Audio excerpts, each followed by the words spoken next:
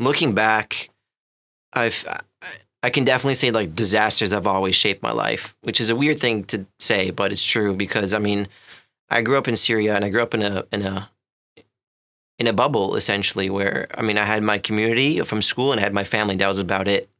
That changed my life in multiple ways. One was I can see the effect tragedy can have on people, and I didn't like it. And then the second part was it forced me to move. And I was born and raised in Damascus, Syria, where I spent most of my life there, and I moved a lot. I've lived in Lebanon and Armenia, which is where I'm ethnically from. And then from there, I came to UVA for my undergraduate degree in civil engineering. I am now in my second year of Ph.D. here at UVA, again in civil engineering.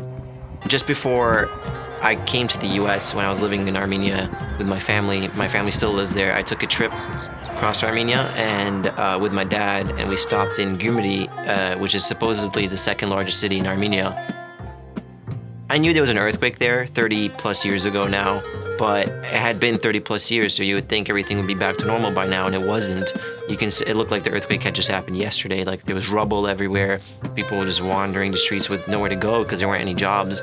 So that was very heartbreaking because I just left Syria where we saw and witnessed like tragedy and devastation, and to come somewhere else and still see that from a tragedy that occurred 30 years ago was just not okay. In my research, I'm in a really cool interdisciplinary program called Convergent Behavioral Science Initiative, where we bridge the gap between the humanities and engineering and bringing the humanities back into engineering. I work with communities, hopefully around the world, but right now just in Gyumri, Armenia, to understand them, essentially. I want to understand what their values are. I want to understand what they think the problems are. And I want to understand how we can use that identity of who they are as part of the engineering design process for disaster mitigation and recovery. I feel that if the community is accurately and well represented in the engineering design process to minimize the effects of an earthquake, for example, or a hurricane or whatever the disaster might be, if they can be accurately shared with the community, then we create a shared understanding, and it's something that they can relate to, and it's something that the community can identify with, and it creates a buy-in for them to be part of the process. And therefore, I believe that the engineering design can be more sustainable. It'll last a lot longer because it's part of who they are. It's part of their identity because we took that and put it in there as part of the equation, so to speak.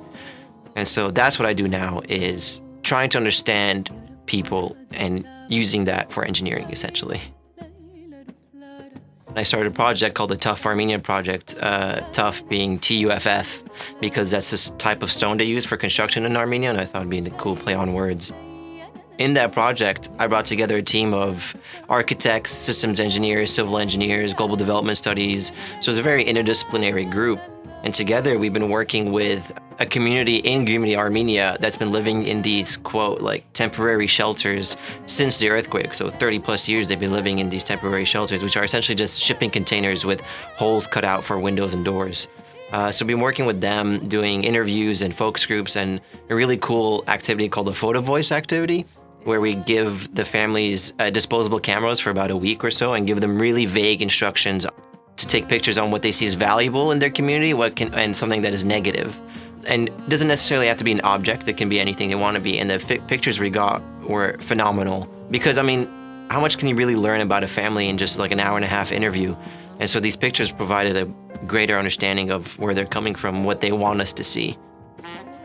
We used all that data, did some thematic coding, and then with the help of the civil engineering department, that project became a capstone class for fourth year civil engineering students. There's a quote that I've seen online, and it makes me laugh, but I think it's kind of true, where it's, we're here on earth to help others. What the others are here for, I have no idea. That quote makes me laugh, but it also makes me think, it's because, I mean, yeah, that's kind of what we're supposed to do, especially, I mean, in engineering. If you read the handbook for engineers in the US, one of the quotes in there is like, engineers are meant to hold paramount the health, safety, and well-being of the public. And so, I mean, that's in our job title, is to care and do good in the world. And so I want to live by that. What is good? Because that's subjective. And to me, good is leaving something better than how you found it, essentially. I mean, there's like 7 billion plus people on this planet, and 5+ of them are struggling with their basic humanitarian needs. And so as engineers, it's no longer a option to do something about it, but it's a obligation, because we can, and so we should, I feel.